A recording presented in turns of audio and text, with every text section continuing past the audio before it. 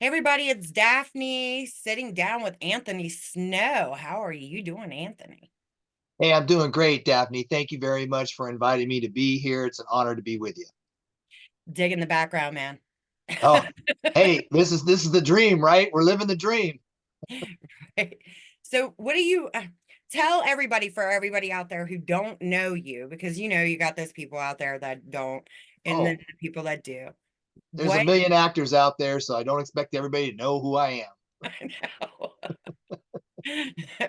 So, tell us a little bit about what you've done. Well, my claim to fame is I did a remake of Bonnie and Clyde where I got the lead role of playing Clyde Barrow. So that's where most people know me from. That was back in 1995, when I was young and wore, skinnier clothes. Wasn't But skinny jeans, was it? I hate those damn well, that was the time, It's like, hey, we just go with the flow, whatever's in, right? things.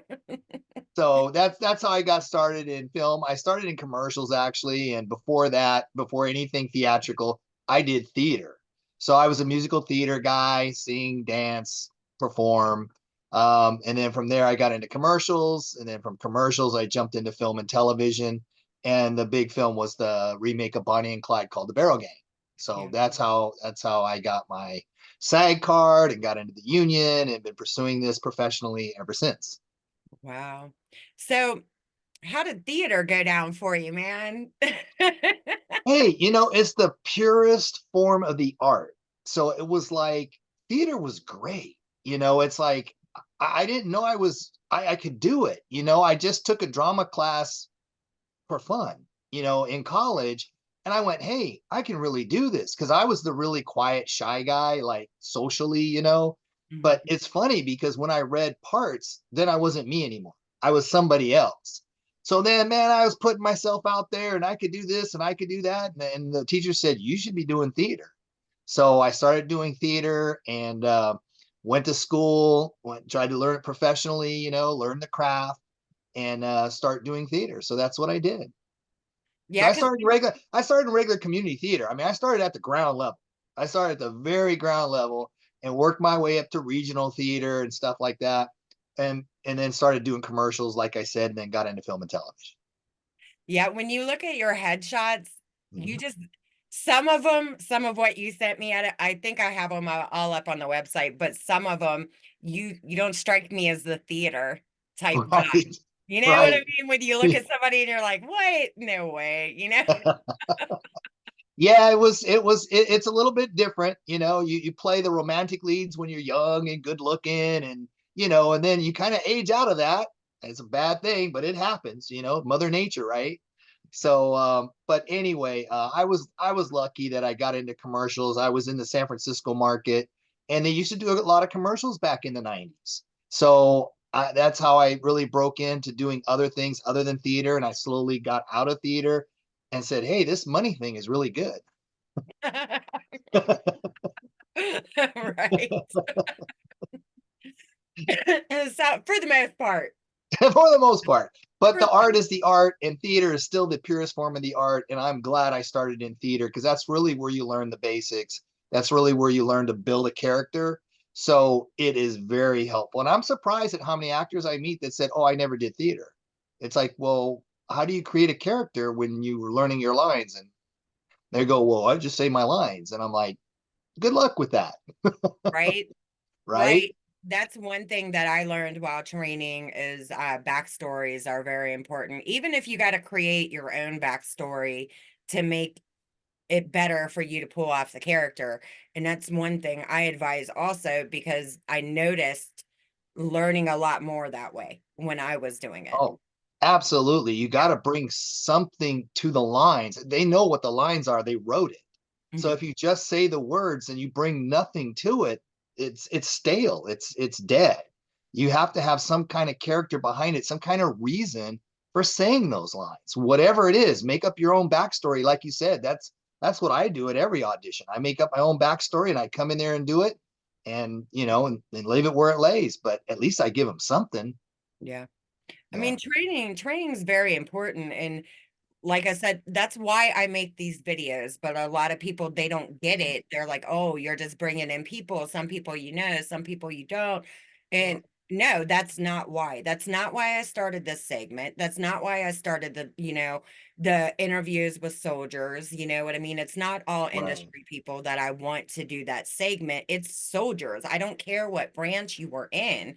Come and do it and tell your story. But I do these to educate people, and especially aspiring, directors or actors or, musicians, because I have that also. And I've got the writer's block, which is another one that I do.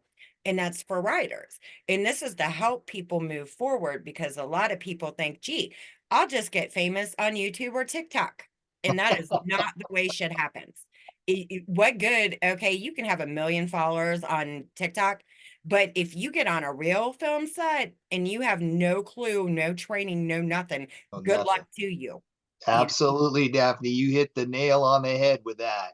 know? And I just want to say I'm a big fan of your military stuff because it's close to my heart because my father was in the military. He was a United States Marine.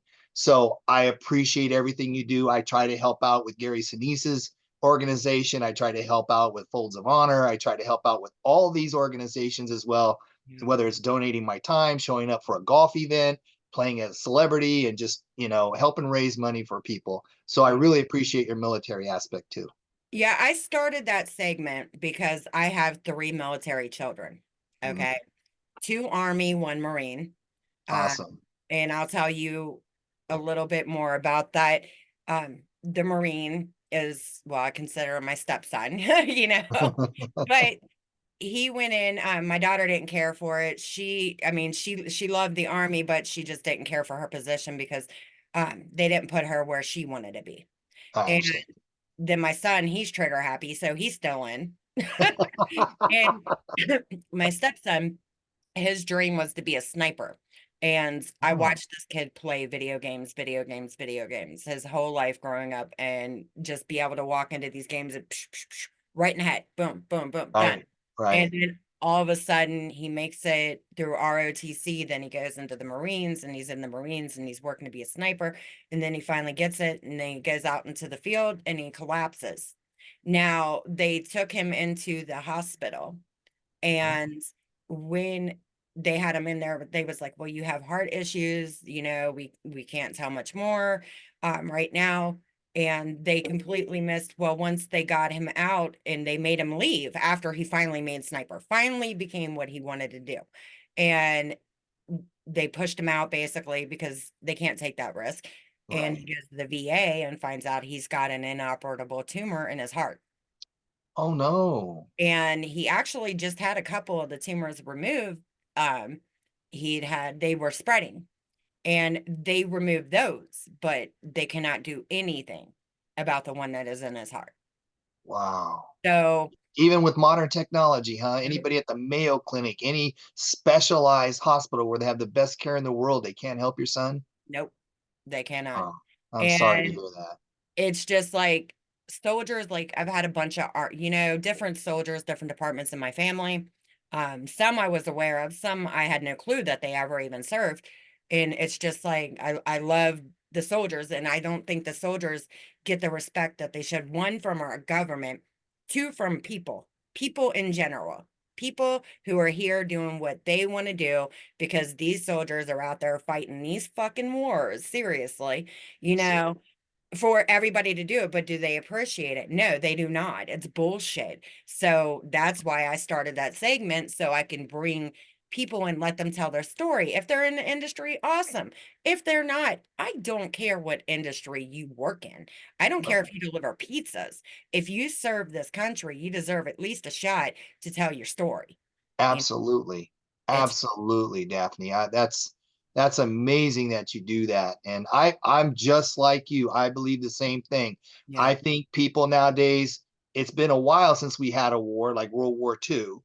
So I think our parents' generation and our grandparents' generation, they understand that the price of freedom isn't free.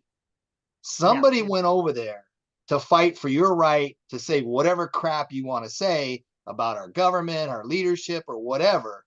And they don't appreciate that. And the kids nowadays, they just go around like Yeah, I have my right to do whatever I want. Well, why do you have that right? Somebody gave you that right. Somebody fought for that right. So if it Mhm. wasn't for our guys going over there overseas and fighting, you'd probably be eating apple strudel and saying Heil Hitler. So you might want to show a little respect and stand for the national anthem and Mhm. salute the flag. And, it was like that back in the day. Yeah. When we grew up, we started the class every day with the Pledge of Allegiance, you know, and of Mhm. course, they've taken all that away. First, they took God out of the Pledge of Allegiance, couldn't say God anymore. Then they took the Pledge of Allegiance away. And it's like, Not out of all schools. yeah, yeah, a lot of the public schools they did. My daughter attends one where I thought cursive writing was over because my 23-year-old does not know how to write in cursive. And I've offered to teach her, and Yeah, she just no. And my youngest daughter, the school Pledge of Allegiance, cursive writing. I'm just like, what is wrong with the people? I get, some people wanting to work past history. I get that. But how did we get to this point without that? right. You see what I'm saying? Absolutely. It's everybody needs to learn that before, oh, let's just forget about this, forget about that. Yeah. Okay, how the hell did you get here? Yeah. That's the big thing now. They're trying to erase history. And it's like, you can't do that because No. that tells you where we came from. Hmm. That tells you what we fought for. And the disrespect for our veterans, the people on the street when everybody else is coming in and getting all these freebies and nobody's taking care of the people who really need the services, our veterans, that really upsets me a lot. So Yeah. I'm with you on all that. Yeah, and there's one thing, I don't know if you've heard of this program or not, but I had Jeff Carranza on for interviews with the soldiers. He was my last one, I believe. No, Sheila was. But he was the one before. And he said that he started this program, which is awesome for soldiers when they get out. What they do is there's this program called Onset Soldiers. Okay. And what that is that allows people, granted, not every army person, military person, whatever, it doesn't matter, is going to be in the movies or stars of the movies. But what they do is they evaluate them um, to see what their strong suit is, to get them jobs on these huge film sets, whether it's lighting, um, anything, grips, anything, Yeah. and I know a few of them. I've been on a few sets where they work as technical consultants yeah, because we do military stuff and they're right there saying, no, that's wrong. This is how you do it. This is how it's supposed to look. And so there's a lot of employment that, especially with the military shows like SEAL Team, yeah, all those guys are veteran guys that work on that show and they tell the actors exactly what to do and how to do it. And that's why it's such a great show. yeah. I love it. I believe that, the military in a lot of the, retired or even still active duty that are taking these jobs, they end up being better actors than a lot of real. I hate to say it because it sounds like I'm knocking everybody, but no, I'm not.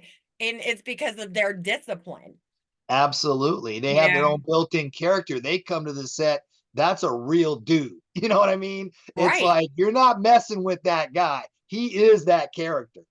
So absolutely, I know exactly what you're talking Yeah. about. They're amazing. They're Yeah, and I really love that program, and when I was talking to Jeff, I told him, I was like, "That should be expanded." And I told him, I'm going to spread the word whether he wants me to or not, cool. because there are so many people whose lives that can save just to have something to look forward to when they get out, you know? Right. No, Serious. absolutely. Absolutely. Because a lot of times they have problems adjusting back to being a civilian. And this gives them something to do. It gives them a purpose. They're used to getting up at 5 a.m. for reveille. They know they're very structured, you know. And then when they come out, it's like, well, your life is your own now. Thank you.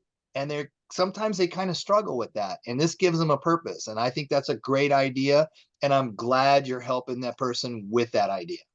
Yeah, my son, when he comes to visit, he kills me because I'm not a morning person. I'm gonna wake up at 10 a.m. and work until 4 a.m. type person, and that's what Uh-huh. I do every day.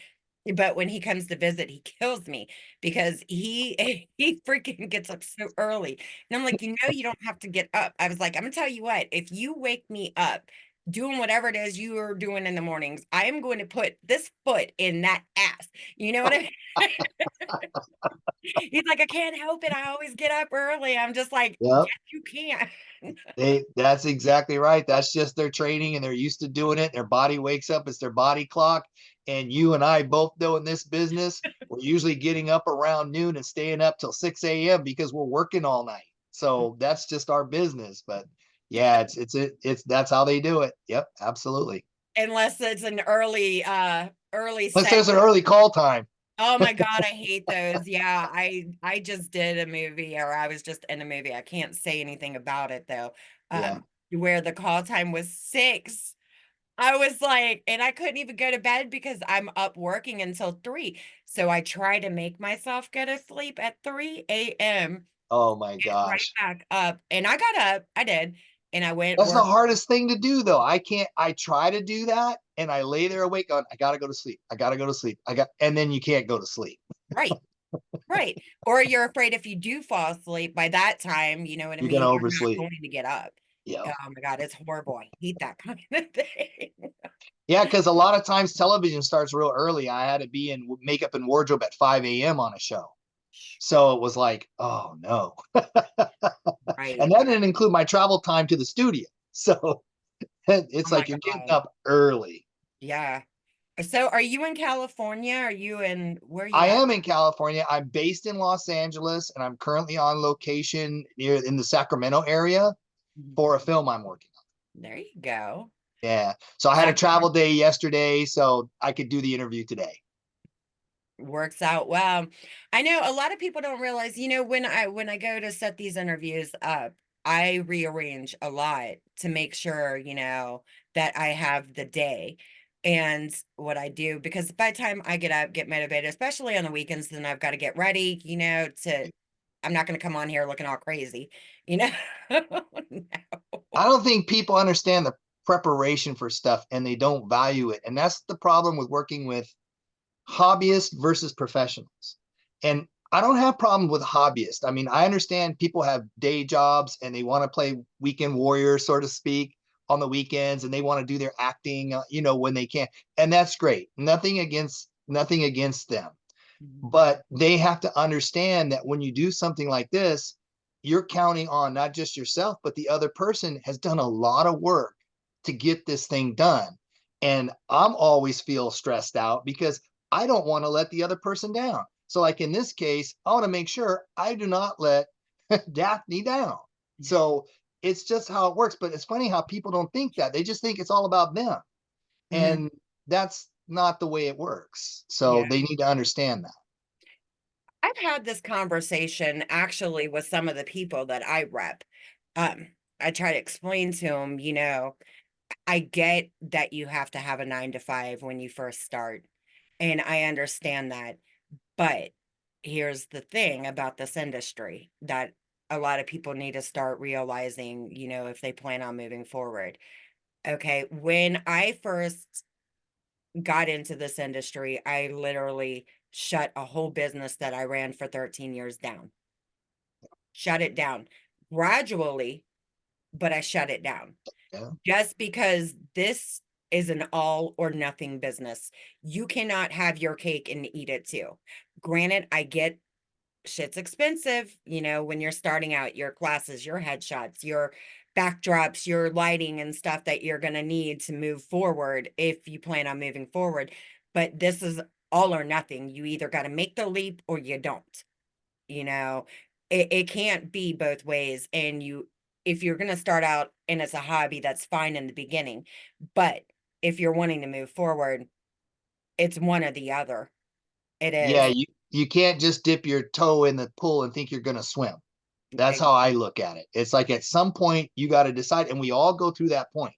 We all go through that point where we have our job and the money's great, and all of a sudden things start happening, and then we got to make that decision. Are we going to go or are we not going to go?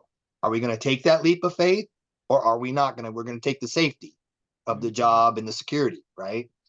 And I had to do the same thing. So I understand exactly what you're saying, and it's true. It's an all or nothing business. So, I quit my job, I did my thing, I went to LA, and I said, this is what I'm gonna do, no matter how broke I am, no matter, what I have to do, but that's commitment. And that's what I think a lot of people don't understand. People just think, oh, he always gets this or he always gets that. It's like they don't see the commitment you've made and what you've gone through in order to get what you've got. You Yeah. know, it Yeah. takes commitment and it takes sacrifice. And you will clearly understand that. And I think everybody who's, for lack of a better word, real in this business understands that, Hmm. you know. Yeah. Driving, let me see, 10, 12 hours to get to an extras job when you're spending out more money than you're actually going to make anyway, but you just want to be on the team. So you drive there anyway. Hey, Or sleeping in your car, shit like that. Or broke. yep. Everybody in this industry is rich. No, sorry, we're not. And especially when you run a business and you're throwing your money back into the business to take it further. No, you're not. It's not that easy. You have to choose. And I mean, I've done that. I have driven, God, for Tyler Perry's show from here to Atlanta. I got the call time at 11 o'clock that night after getting up early that morning. And I was about to go to sleep. Instead, what am I doing? Oh, you got to be here by 7 or 8 in the morning. I'm like, holy shit, I'm in Ohio. They're in Atlanta. I got to get packing to get my I, damn car and drive. And I forget, I did, which I did. you did And it. I got down there, they filmed, God, I think it was like from 7:30, 8 o'clock in the morning until 7:30, 8 o'clock that night. Right. Yeah. No sleep, no shit, man. Turned Yep. around, drove all the way back from Atlanta to Ohio. Didn't get Wow. back here till 4 a.m. Finally got to go to sleep. 48 freaking hours later, man. Yeah. It's hard. People don't get that. They're People like, don't oh, get it. They no, just they just don't get it. You no. know, they just think it's all easy. Oh, it's all fun. All they see is the glamour and the glitz and the red carpets and all the stuff, the photo shoots you do and the PR stuff you do, and it's like, yeah, that's just part of it. That's not the work. That's You not know, even part of it. That's the rap part of it. part of it. Rap part of Exactly. it. It's like exactly right. Because you That's when literally all got the to work do is done, everything to get there. And that's just right? one damn night. After you Right? spend a month doing what you need to do, oh my God, Yep. yes, I know. Yep. Yep. They don't get it. I They mean, don't get it. I I try to know. be honest about it, but maybe it'll sink in somebody's head or they have the egos. Oh, I did this one little short indie film, so now I'm a superstar. Really? Because Yeah. I don't even know who the hell you are. You know what I Hey, it's so weird. It's like I had a young lady go on a call with me from England, mean? and she saw my IMDb and she said, "Wow, you've been doing this a long time. Do you teach?" And I said, "You know what? I don't teach." And she goes, "Why don't you? You have so much experience." And I still feel like, because I don't know enough to teach. I'm still taking classes with like Howard Fine in Los Angeles. It's Mhm. like I'm always taking a class at somewhere. And I've been doing this a long time, but I'm still training. I'm still trying to learn something, you know. And she was so disappointed, and I was like, "I'm so sorry, but I wish you well on your career." And she goes, "Oh, I was hoping you could teach." But I just like I don't feel like I'm good. It's like I'm not, where I feel like I could be sitting there telling you, oh yeah, this is how you do it. There is no way to do it. I've taken every system under the sun. I've studied method, I've studied Meisner, I've studied Chekhov, I studied Alexander, I've studied every single thing I could. And it's still like whatever works at the time. It's like a tool belt. You're going to work, you put your hard hat on, you go to work, and maybe you need a hammer for this. So you do method. Maybe you just need a screwdriver. So you do Meisner. So that's how I kind of look at it. But it's like for me to sit down and teach you how to act, I just don't feel like I could do that. I don't know why I feel that way. I Yeah. just feel like, I don't know enough yet. Yeah. And I've been doing it a long time. That's just my union side. That's not even all the times I did non-union work. So I've been acting a long time, but I still feel like I don't know enough. And I'll always find a class. I'll always try to be training. I'll always do something when I'm not working. See, what I like is from all the time because I've always been business person. I went to school to be a cop. Well, not a cop, but a forensic profiler.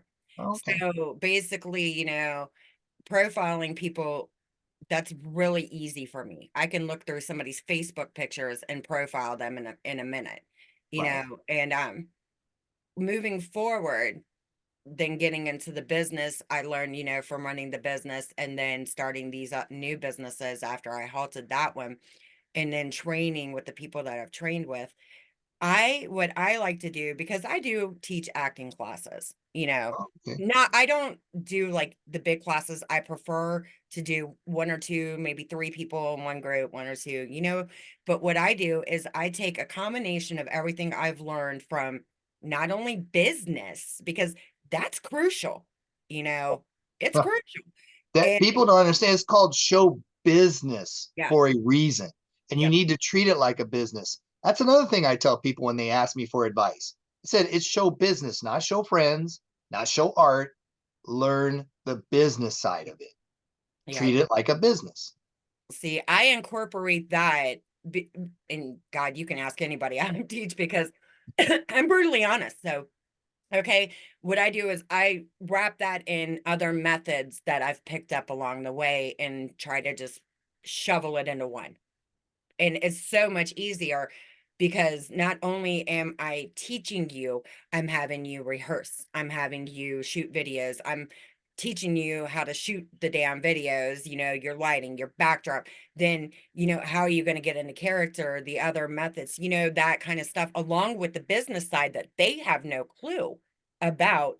I'm bringing that in. Like, you need to know this because you can sign up with one of, I'm not saying, there are shady ass agents out there. I'm not going to lie. Oh Same with yeah, managers. There are. They'll there are. sit there and not do their job or not do shit for their clients, at all.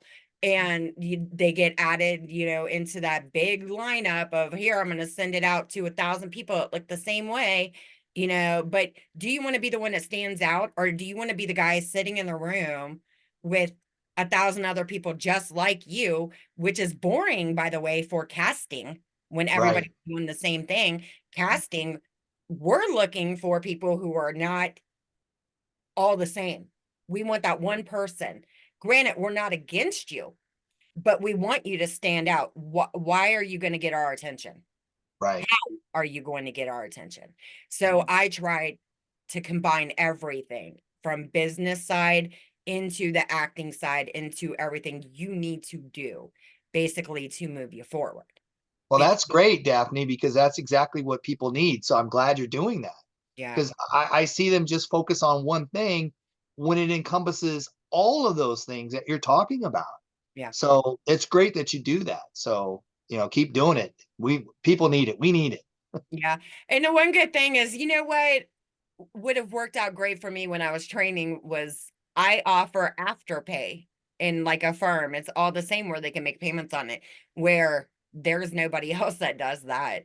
For any of the services that I do, I offer the afterpay option because I know it's expensive. I was there.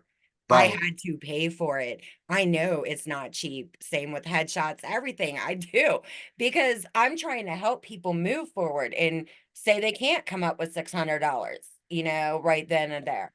Then guess what? Now you got the chance to make six payments, you know, and that helps you out because it's breaking it down. Plus, you're getting the knowledge that you need.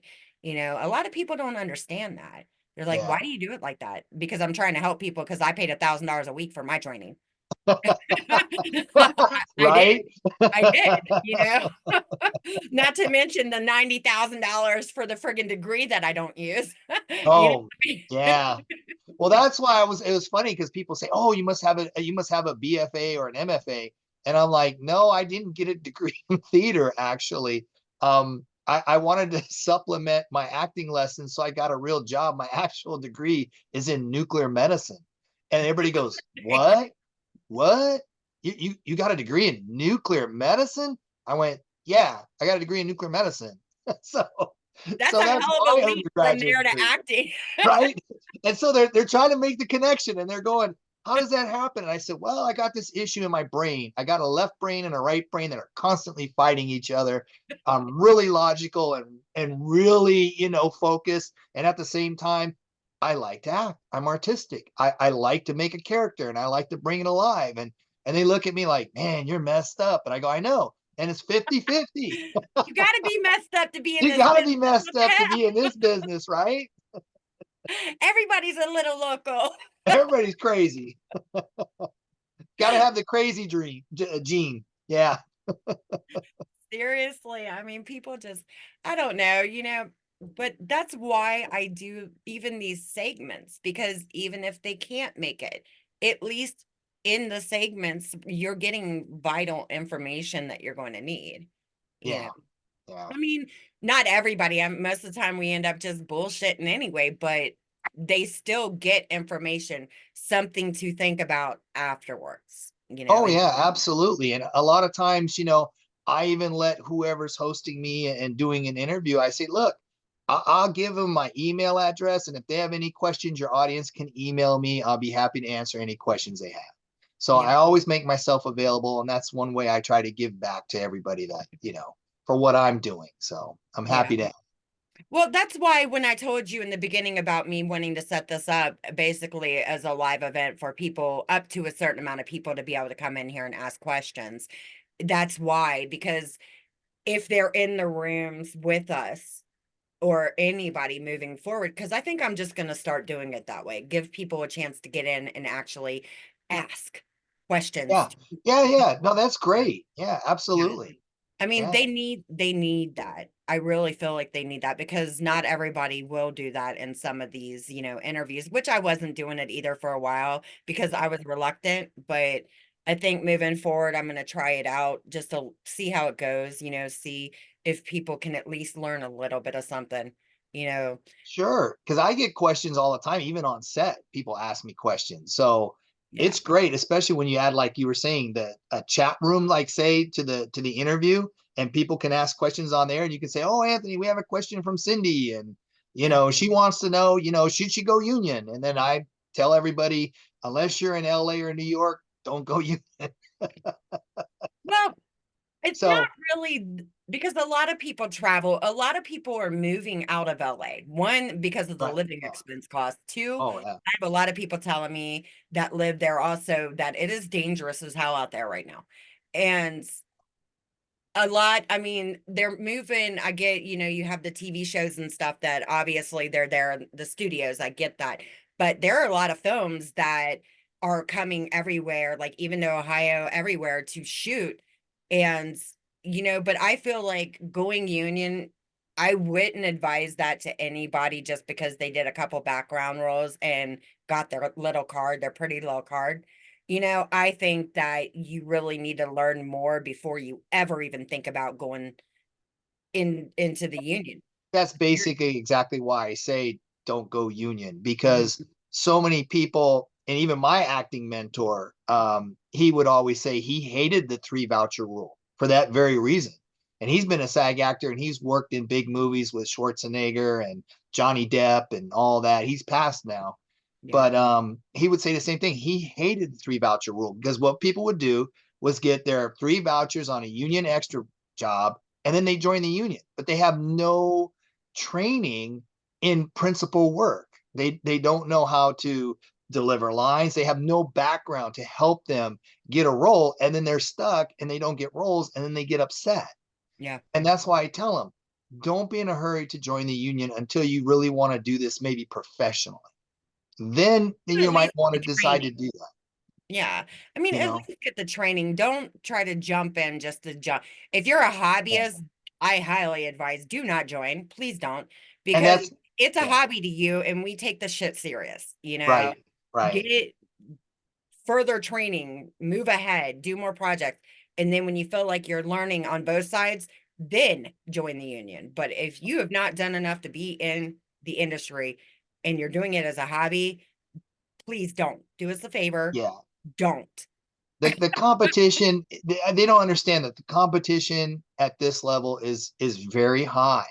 Hmm. And it's going to be very hard, and you're just going to get frustrated if you join the union to say, I want to be SAG and I'm going to join the union. And then you may or may not get an audition. And when you do, you're going to wonder why you never get booked or get a role. And it's very demoralizing for a lot of people. Yeah. And so I try to steer them away from that, because you're right. There are a lot of hobbyists that ask me about that. I had that question the other day, and that's why I brought it up here.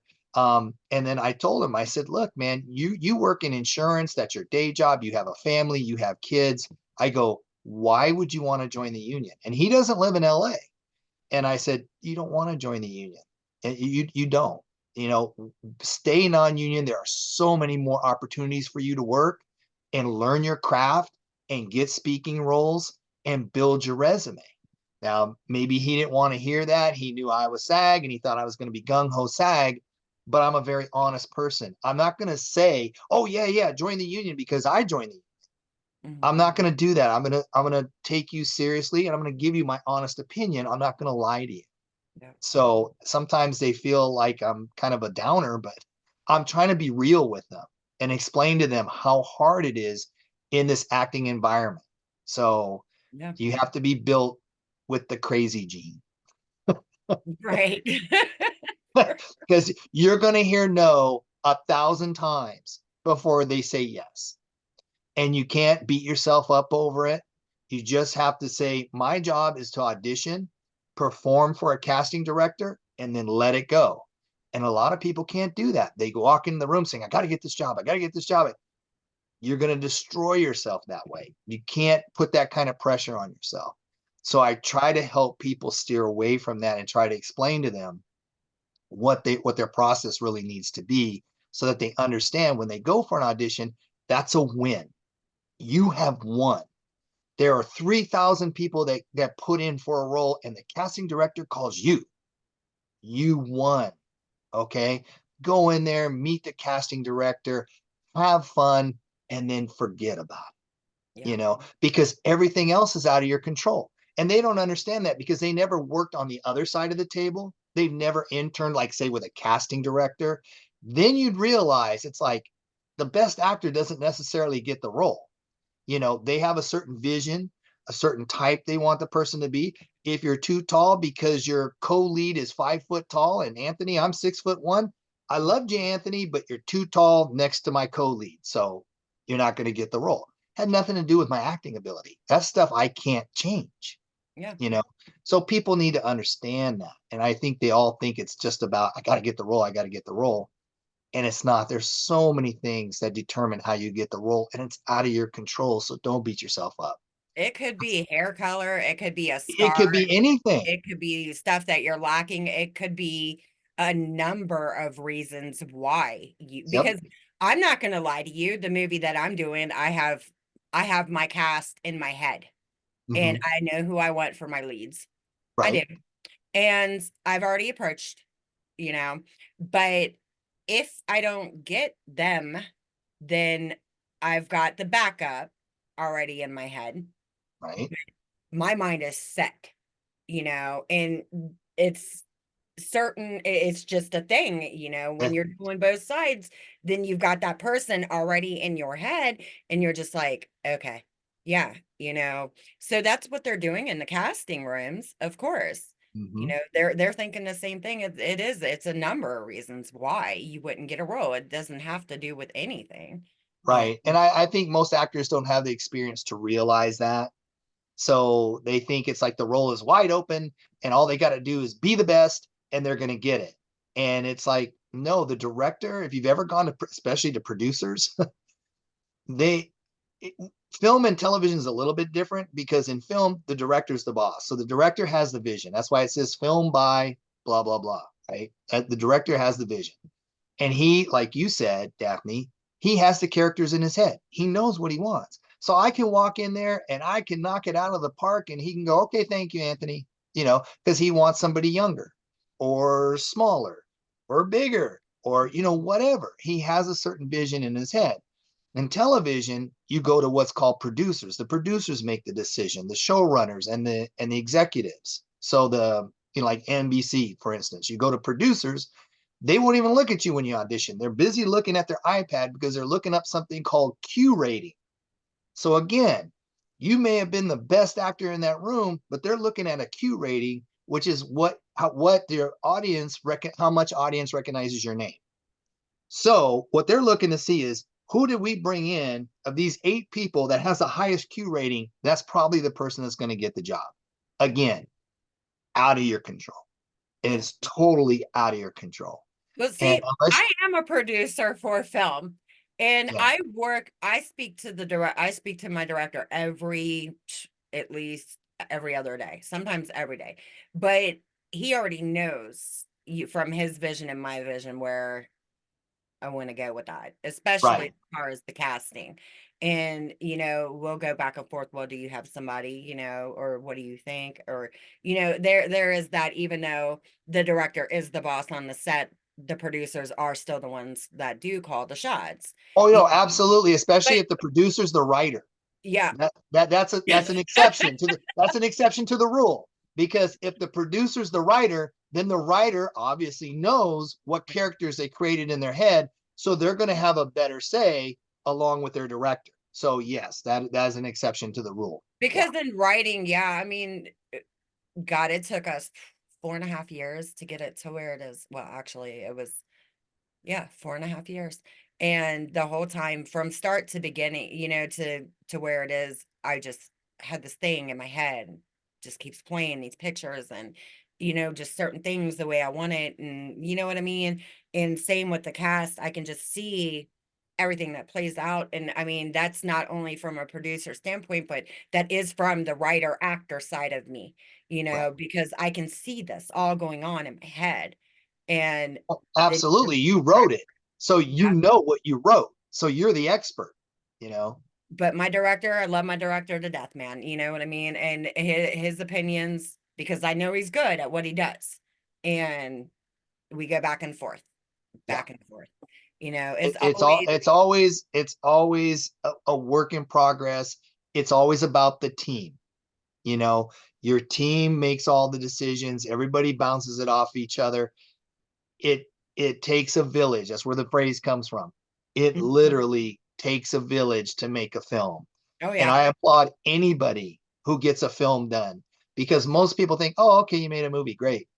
You have no clue how hard it is to go from development to pre-production to production to post-production to distribution. It is not easy. Nobody wants my job. I advise against it. I mean, there are times where I just want to throw in that towel, like, oh my God, but the producing side, and then there's the side of me that I don't ever quit. I don't believe in failure. I don't believe in the word no. You know what I mean? So it's just like part of me is right here wanting tequila one day, and the other part it's like you got to move the shit forward, so keep going, and Yeah. producing is not it's the least fun job in the industry, trust me. For real, it's not easy. I've done it on a probably a smaller scale than you. I produced a few films, and all I did was put out fires, try to keep crew members from quitting, make sure the EP wasn't upset because they're paying for everything and somebody's not doing something they wanted them to do. And it's a whole different world. It's just a whole different world. I'm like, can I just stick to acting, please? Thank you. I feel like that sometimes, like, oh my God, what the hell did I get myself into? But then I'm just like, no, you just got to keep going. Yeah. But I'm hard headed. I think I'm a glutton for punishment. I think that's what my problem is. You have to be in this business or you're never going to get anywhere, Daphne. That's how we get to where we go, where we are. Yeah. We have to be hard headed. And like I said, you're going to have a lot of obstacles. It's a lot of stress. You're going to hear no a million times, and you just keep going. That's That's what I all you need can to do. do. That's all you can do. Seriously. Oh my goodness. All right. Well, I'm going to ask you to stay on. We are going to wrap this up. So, from Lore Entertainment, we are going to thank Anthony Snow for coming on for us today. Definitely. It was awesome. Well, thank you, Daphne. And again, thank you for having me. And it was a real honor and a pleasure to be here. All right, you guys. Everybody, see you later. Bye.